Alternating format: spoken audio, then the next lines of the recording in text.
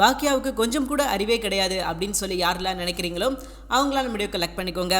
இன்னைக்கு எபிசோட் பார்த்துருப்பீங்க. நிச்சயமாக சொல்கிற மாதிரி பெரிய விஷயங்கள் நடக்கலைனாலும் பார்க்குறது கொஞ்சம் நல்லா இருந்தது அப்படின்னு சொல்லலாம். இனியாவோட கல்யாணம், பாக்கியா அழுகிறது, கோபி அட்வைஸ் பண்ணுறது, ஸோ இந்த மாதிரி சம்பவங்கள் தான் நடந்தது. அண்ட் கடைசியாக பார்த்தீங்கன்னா பாலும் பழமும் கொடுத்தாங்க, அந்த சீன் தான் போய்கிட்டு இருந்தது. இப்போ வரைக்கும் ஓகே, எந்த பிரச்சனையும் கிடையாது. அண்ட் இதுக்கப்புறம் தாங்க பிரச்சனையே, உண்மையான பிரச்சனையே ஆரம்பிக்குது அப்படின்னு சொல்லலாம். போனவுடனே இனியாவுக்கு நல்ல வரவேற்பு கிடைக்குது, எந்த பிரச்சனையும் கிடையாது, இனியா அங்கே சேஃபு, ஸோ பக்காவே போய்கிட்டு இருக்குது. அப்படி தான் நம்மளும் நினச்சோம். ஆனால் பார்த்தீங்கன்னா ட்விஸ்ட்டே இதுக்கப்புறம் தான் இருக்குது அப்படின்னு சொல்லலாம்.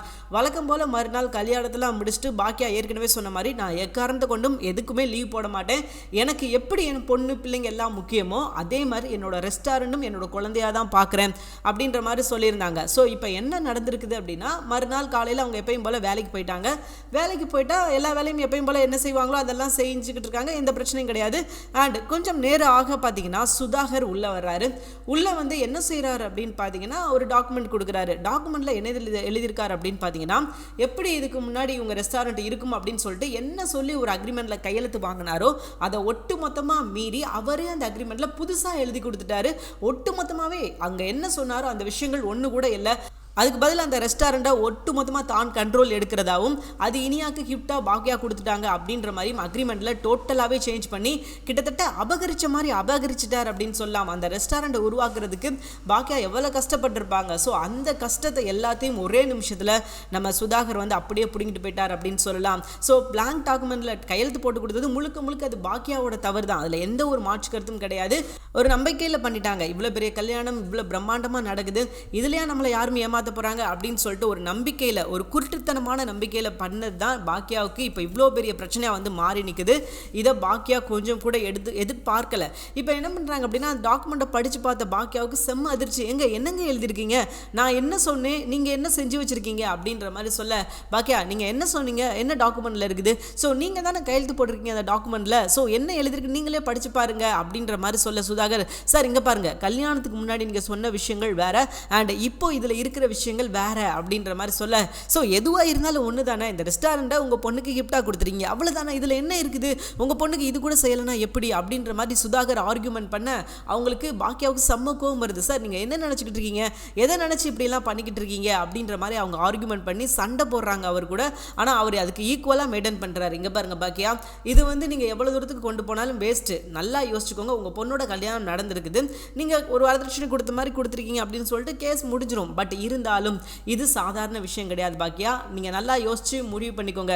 இப்போ உங்க பொண்ணோட வாழ்க்கை வந்து எங்க கையில இருக்குது அப்படின்ற மாதிரி அதை பிளேம் பண்ண போறான். ஏன்னா அவன் வந்து இந்த கல்யாணத்தை வச்சு எதுவுமே பண்ண முடியாது அப்படின்றது அவனுக்கு நல்லாவே தெரியும். ஆனா இனியா வச்சு அவன் நினைச்ச விஷயங்கள்லாம் பண்ணிக்கலாம் அப்படின்றது அவனுக்கு நல்லா தெரியும். இதை ஏன் பாக்கியா யோசிக்காம விட்டாங்க, இவங்க பொண்ணையே அவங்க கிட்ட கொடுக்கும்போது அந்த டாக்குமெண்ட்ல அவன் இஷ்டத்துக்கு மாத்திட்டு உங்களோட பொண்ணோட வாழ்க்கை நல்லா இருக்கும்னு நினைக்கிறீங்களா, நல்லா இருக்கணும் அப்படின்னா நீங்க இப்படி பண்ணுங்க, இல்லை அப்படின்னா நீங்க என்ன இஷ்டம் வேணுமோ பண்ணிக்கோங்க அப்படின்னு சொல்றதுக்கு எவ்வளவு நேரம் ஆகும். ஸோ பாக்கியாவோட நம்பிக்கைக்கு ஒட்டுமொத்தமாக சுதாகர் ஆப்பு வச்சிட்டான் அப்படின்னு சொல்லலாம்.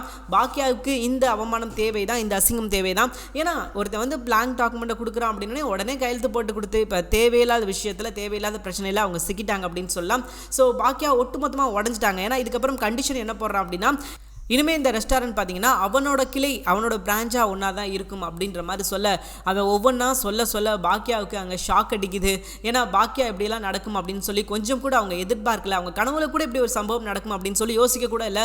ஆனால் அவங்க யோசிக்காத பல சம்பவங்கள் நடந்திருக்குது அப்படின்றதுனால இதுவும் அவங்க யோசிக்காத ஒரு சம்பவம் அப்படின்னு தான் சொல்லி ஆகணும். ஏன்னா பாக்கியா அவனை நம்பினாங்க, முழு மூச்சாக நம்பினாங்க. கல்யாணம் வந்து பேசுகிறாருல, இப்படியா வந்து ஏமாத்திர போகிறாரு, அதுவும் ரொம்ப வக்கனையாலாம் பேசுனா, பிள்ளைங்க வாழ்க்கையை வச்சு நான் என்றைக்குமே பிஸ்னஸ் பண்ண மாட்டேன் அப்படின்ற மாதிரிலாம் பேசினவனுக்கு கடைசியில் பார்த்தீங்கன்னா பாக்கியாவுக்கு ஒட்டு மொத்தமாக ஆப்பு வச்சுட்டு போயிட்டான். இதுக்கப்புறம் பாக்கியா மறுபடியும் எப்படி இந்த பிரச்சனையிலேருந்து வெளியே வர போகிறாங்க, ஏன்னா இந்த விஷயத்தை வெளியவும் சொல்ல முடியாது. என்ன அப்படின்னு கேட்டிங்கன்னா, வெளியே போய் சொன்னால் உன் பொண்ணோட வாழ்க்கை அதோட போயிடுச்சு அவ்வளோதான், இதுக்கப்புறம் உன் பொண்ணு இந்த வீட்டில் இருக்க மாட்டா, நீ ஒரு வேலை இதுக்காக இந்த விஷயத்துக்காக நீ கேஸ் போடுற அல்லது கோர்ட்டுக்கு போகிற, இதை வச்சு நீ மெயின் ஏதாவது ஒரு பிரச்சனை பண்ணுற அப்படின்னா அது யாரோட வாழ்க்கையை பாதிக்கும், உன்னோட பொண்ணோட வாழ்க்கையை தான் பாதிக்கும். இதெல்லாம் உனக்கு இஷ்டம் இல்லை, முக்கியம் இல்லை அப்படின்னு நினச்சினா ஓகே, நீ என்ன வேணா பண்ணிக்கோ, நீ போலீஸ்ட்ட போனாலும் சரி, கோர்ட்டில் போனாலும் சரி, அதை பற்றி எனக்கு கவலையே கிடையாது.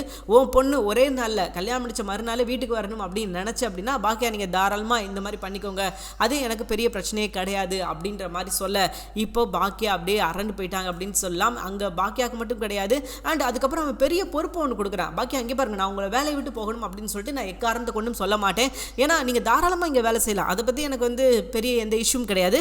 ஆனால் என்னோட சம்பந்தி இங்கே வேலை பார்க்குறதா அப்படின்ற மாதிரி 4 பேர் ஏதாவது கேட்டாங்க அப்படின்னா, அதாவது என்ன சொல்ல வர்றான் அப்படின்னா, இனிமேல் வெளியே போங்க அப்படின்னு சொல்லாமல் சொல்கிறான். இங்கே நீங்கள் வேலை பார்த்தீங்கன்னா அது எனக்கு தான் அசிங்கம், ஸோ இங்கேருந்து நீங்கள் முதல்ல வெளியே போங்க அப்படின்ற மாதிரி சொல்லாமல் சொல்லிட்டான். அவ்வளோதாங்க, பாக்கியாவோட கனவு எவ்வளோ நாள் எதுக்காக கஷ்டப்பட்டாங்களோ அது எல்லாமே ஒட்டுமொத்தமாக நொறுங்கிருச்சு அப்படின்னு சொல்லலாம். அவங்க இதுக்கு முன்னாடி இந்த கல்யாணத்தில் ஒரு பெரிய நம்பிக்கை வச்சுருந்தாங்க கோபி மேலே. கோபி வந்து இந்த கல்யாணத்தை நல்லபடியாக நடத்தியிருப்பார், இந்த கல்யாணத்தினால எந்த பிரச்சனையும் வராது, இது இனியாவோட வாழ்க்கையில் எந்த பாதிப்பை ஏற்படுத்தாது அப்படின்ற மாதிரி அவங்க நம்பிக்கை வச்சுருந்தாங்க. ஆனால் அந்த நம்பிக்கை மட்டும் கிடையாது, எல்லாமே சுக்குநூறாக நொறுங்கிருச்சு அப்படின்னு சொல்லலாம்.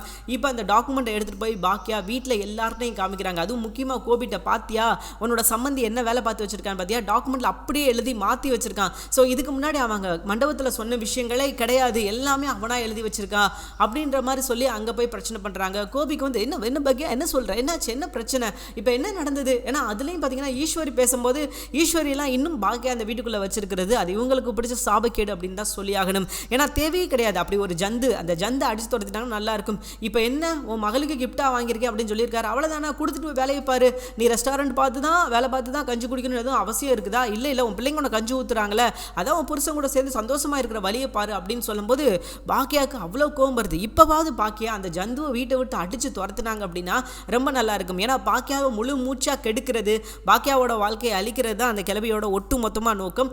அதுக்கான வேலையை தான் அவங்க இப்போ வரைக்கும் அழகாக செஞ்சுக்கிட்டு இருக்காங்க அப்படின்னு சொல்லலாம். ஒவ்வொரு விஷயத்துலையும் பார்த்தீங்கன்னா அளவெடுத்து செஞ்சு வச்ச மாதிரி பாக்கியாவுக்குன்னே கெடுதலை கொடுக்கணும் அப்படின்றதுல ரொம்ப தெளிவாக இருந்து இந்த விஷயங்கள்லாம் பண்ணிக்கிட்டு இருக்காங்க. ஸோ இதுக்கப்புறம் பாக்கியா அலர்ட் ஆகணும். ஆனால் பாக்கியா இந்த விஷயத்தை இதோட முடிச்சிருவாங்களா, இந்த பிரச்சனை இதோட முடிஞ்சிருமா அப்படின்னு கேட்டிங்கன்னா கண்டிப்பாக கிடையாது. நிச்சயமாக பாக்கியா அடுத்து கோர்ட்டுக்கு போவாங்க, கேஸை சமாளிப்பாங்க, என்ன பண்ணியாவது அந்த ரெஸ்டாரண்ட்டை மீட்கணும் அப்படின்னு சொல்லி அவங்க முடிவெடுத்துட்டாங்க.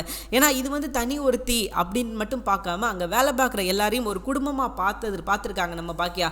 ஸோ அதனால அவங்களுக்கு வேலை போகும். ஸோ எல்லாத்தையும் யோசிச்சு பாக்கியா மறுபடியும் அந்த ரெஸ்டாரண்ட்டை எப்படியாவது தன் கண்ட்ரோலுக்கு கொண்டு வரணும் அப்படின்னு சொல்லி பயங்கரமாக முயற்சி பண்ண போகிறாங்க. ஆனால் இதில் சிக்கல் வருமா அப்படின்னு கேட்டிங்கன்னா கண்டிப்பாக சிக்கல் வரும். இதில் பிரச்சனை வருமா அப்படின்னு கேட்டிங்கன்னா கண்டிப்பாக பிரச்சனை வரும். அதெல்லாம் தாண்டி எப்படி பாக்கியா மீண்டும் அந்த ரெஸ்டாரண்ட்டை தன் கண்ட்ரோலுக்கு எடுக்க போகிறாங்க. ஏன்னா இதில் எங்கேயாவது ஒரு சின்ன தப்பு நடந்தாலும் அது வந்து பாக்கியாவுக்கு பெரிய பாதிப்பை ஏற்படுத்தும், அது ஒரு பெரிய இஷ்யூ ஆகும். ஸோ பாக்கியா இந்த பிரச்சனைகள்லேருந்து மீண்டு வரணும் அப்படின்னா அதற்கு ஒரே ஒரு வழி தான் இருக்குது, மறுபடியும் அந்த ஹோட்டல் வந்து இவங்களோட கைக்கு வரணும். அதுக்காக பாக்கியா இதுக்கப்புறம் என்ன ஸ்டெப் எடுத்து வைக்க போகிறாங்க. ஏன்னா இவங்க மோத போகிறது ஒரு சாதாரண ஆள் கிடையாது, அது எவ்வளோ பெரிய ஆள் அப்படின்றது அவங்களுக்கே நல்லா தெரியும். ஸோ தெரிஞ்சும் பார்த்தீங்கன்னா அவன் கூட மோதி எப்படியாவது மீண்டும் அந்த ரெஸ்டாரண்ட்டை பிடுங்கணும் அப்படின்னு சொல்லி நம்ம பாக்கியா முயற்சி பண்ண தான் போகிறாங்க. நம்ம பாக்கியா இதோட இந்த பிரச்சனையை முடிச்சிருக்க மாட்டாங்க. ஏன்னா இந்த பிரச்சனை இப்போ தானே ஆரம்பிச்சிருக்கு. ஸோ இதோட முடிக்கிறதும் அவங்களுக்கு பிடிக்காது. கண்டிப்பாக என்ன பண்ணுவாங்க அப்படின்னு பார்த்தீங்கன்னா இந்த கேஸில் ஜெயிக்கணும், எப்படியாவது ரெஸ்டாரண்ட் தன் கைக்கு வரணும் அப்படின்னு சொல்லி முழு மூச்சா இவ்வளோ நாள் வரைக்கும் என்ன விஷயங்கள்லாம் பண்ணாங்களோ அதை தாண்டி இதுக்கப்புறம் முழு மூச்சா இறங்கி செய்ய போகிறாங்க. அண்ட் சுதாகருக்கு கெட்ட காலம் ஆரம்பிச்சிருச்சு அப்படின்னு சொல்லலாம். ஸோ நேர்மையாக அவங்களே கொடுத்தாங்க, நேர்மையாக உனக்கு என்ன வேணும், உன்னோட அக்கௌண்ட்டு கீழே இது இருக்கணும் அப்படின்னு ஆசைப்பட்டேன், ஓகே பரவாயில்ல நோ பிரச்சனை அப்படின்ற மாதிரி சொல்லி இனியாவுக்காக எல்லா விஷயத்தையும் கொஞ்சம் சாக்ரிஃபைஸ் பண்ணாங்க. பட் இதை அவனுக்கு சாதகமாக பயன்படுத்திக்கிட்டான். ஏன்னா கொஞ்சமாவது யோசிக்க வேண்டாமா, முதல் நாள் வந்து ரெஸ்டாரண்ட்டை கேட்டிருக்கான், கொடுக்க மாட்டேன் அப்படின்னு சொல்லிட்டாங்க, மறுநாள் வந்து பொண்ணு கேட்டால் யாராவது கொடுப்பாங்களா, கொஞ்சமாவது அறிவு அப்படின்றது ஒரு கடுகளவு இருக்கிற யாராக இருந்தாலும் இந்த காரியத்தை செய்வாங்களா. ஸோ நிச்சயமாக அங்கே சுற்றி நம்ம ரெஸ்டாரண்ட்டுக்கு தான் வருவான் அப்படின்றது படிக்காதவங்களுக்கு கூட தெரியும், ஒரு பச்சை குழந்தை கூட தெரியும் இவன் நம்ம எதுக்காக பிஸ்கட் கொடுக்குறோம் அப்படின்னு சொல்லிட்டு. ஸோ அது கூட தெரியாமல் பாக்கியா போய் ஏமாந்துருக்கிறது உண்மையிலே ஒரு வேதனைக்குரிய விஷயம் அப்படின்னு சொல்லலாம். ஆனால் இருந்தாலும் பாக்கியா இந்த பிரச்சனையிலேருந்து மீண்டு வரணும் அப்படின்னு தான் நம்மளோட ஆசை. நிச்சயமாக மீண்டு வருவாங்க அப்படின்னு நம்பிக்கை இருக்குது. ஏன்னா இப்போ நடக்கிற பிரச்சனைகளை அவங்களால வெளியே கூட சொல்ல முடியாது, வெளியே சொன்னோம் அப்படின்னா அது அந்த குடும்பத்துக்கு அசிக்கம், இவங்க குடும்பத்துக்கு அசிக்கம். அதுவும் பார்த்தீங்கன்னா ஈஸ்வரி பேசுகிற பேச்செல்லாம் இருக்குது, அதெல்லாம் கேட்டுக்கிட்டு பாக்கியா எப்படி தான் ஜீரணிக்கிறாங்க அப்படின்னு சொல்லி தெரியல. என்ன சொல்கிறாங்க அப்படின்னு பார்த்தீங்கன்னா ஈஸ்வரி விடு, அது எப்படினாலும் யார்கிட்ட இருக்க போது, உன சம்மந்திக்கிட்ட தானே இருக்க போது, இனியா பேரில் தானே இருக்குது, இதில் உனக்கு என்ன பிரச்சனை, உன் மகளுக்கு கொடுக்குற மாட்டியா, எதுவுமே இன்னுமே உன் மகளுக்குன்னு ஒன்று நீ ஒன்றுமே செய்ய மாட்டியா அப்படின்ற மாதிரி அப்படியே ஆப்போசிட்டாக பல்ட்டி அடிக்கிறாங்க பாட்டி. ஸோ இவங்க தான் அந்த குடும்பத்தோட சாபக்கேடு. கோபியும் வந்து பார்த்துக்கிட்டு அமைதியாக இருக்காரு. பாக்கியா நீ எதுக்கும் கவலைப்படாத, நான் அவர்கிட்ட பேசுகிறேன், பேசு என்ன அப்படின்றத பார்த்து நான் அவங்ககிட்ட சொல்கிறேன் அப்படின்ற மாதிரி இவர் சொல்ல, அப்போ பாக்கியா சத்தம் போடுறாங்க, என்ன பண்ணுவீங்களோ ஏது பண்ணுவீங்களோ தெரியாது, ஏன் ரெஸ்டாரண்ட் என்னோட தான் இருக்கணும் அப்படின்ற மாதிரி அவங்க சொல்ல, நீ கவலைப்படாத பாக்கியா, நான் போய் பேசுகிறேன், நான் சுதாகர் சார்கிட்ட பேசுகிறேன், அவருக்கு ஏதாவது மாற்றி செஞ்சிருப்பாருன்னு நினைக்கிறேன், ஸோ சம்திங் நான் பேசுகிறேன், ஏதாவது ஒரு மேனுவல் எரராக இருக்கும், நீ எதுக்கும் கவலைப்படாத நான் பேசுகிறேன் அப்படின்ற மாதிரி சொல்ல, பாக்கியா அவ்வளோதாங்க உடஞ்சு போயிட்டாங்க. ஸோ இனியா கல்யாணத்துக்கு அப்புறம் நமக்கு இருக்கிற பிரச்சனைகள் கொஞ்சம் கடமைகள் மாறும் அப்படின்னு சொல்லி நினச்சாங்க. பட் இனியா வச்சு தான் பிரச்சனை. இனியா பிரச்சனைனாலே இனியா தாங்க, சொல்கிறதுக்கு ஒரு வார்த்தை கூட கிடையாது. பிரச்சனை அப்படின்னாலே இனியாவால் மட்டும்தான் பாக்கியாவுக்கு வந்துக்கிட்டு இருக்குது. அது கல்யாணம் முடிச்சு அடுத்த வீட்டில் போனாலும் சரி, கல்யாணம் முடிக்காமல் இதே வீட்டில் இருந்தாலும் சரி, இனியாவால் பாக்கியாவுக்கு என்றைக்குமே பிரச்சனை தான் அப்படின்றத இதுக்கப்புறமாவது பாக்கியா புரிஞ்சுக்கிடுவாங்களா அப்படின்றது கேள்விக்குறி தான். புரிஞ்சுக்கிட்டு தான் ஆகணும். ஏன்னா கண் முன்னாடி பார்க்குறாங்க இனியா வச்சு இவங்க எவ்வளோ பிரச்சனை அனுபவிக்கிறாங்க, இனியாவால் இவங்களுக்கு எவ்வளோ பாதிப்பு எவ்வளோ பிரச்சனை ஏற்படுது அப்படின்றது அவங்களுக்கு நல்லாவே தெரியும். ஸோ அதனால கொஞ்சம் தெளிவாகிட்டாங்க, உஷாராகிட்டாங்க அப்படின்னா அது அவங்களுக்கு நல்லது. இல்லை இவங்க இப்படி தான் இருக்க போகிறாங்க அப்படின்னா மீண்டும் மீண்டும் அசிங்கப்படுத்திக்கிட்டே இருப்பாங்க. இனியா கடைசி வரைக்கும் பாக்கியா அசிங்கப்பட்டுக்கிட்டே தான் இருக்கணும், அவங்களுக்கு வேறு வழியே கிடையாது. இந்த பிரச்சனையிலேருந்து சீக்கிரமே மீண்டு வரணும் அப்படின்றது நம்மளோட ஆசை. தேங்க்யூ ஃபார் வாட்சிங். இந்த வீடியோ உங்களுக்கு பிடிச்சிருந்துச்சுன்னா மறக்காம லைக் பண்ணுங்கள். நம்ம சேனலில் நீங்கள் இன்னும் சப்ஸ்கிரைப் பண்ணாமல் இருந்தீங்கன்னா மறக்காம சப்ஸ்கிரைப் பண்ணுங்கள். பக்கத்தில் இருக்கிற பெல் ஐக்கானை கிளிக் பண்ணிக்கோங்க. தேங்க்யூ ஃபார் வாட்சிங்.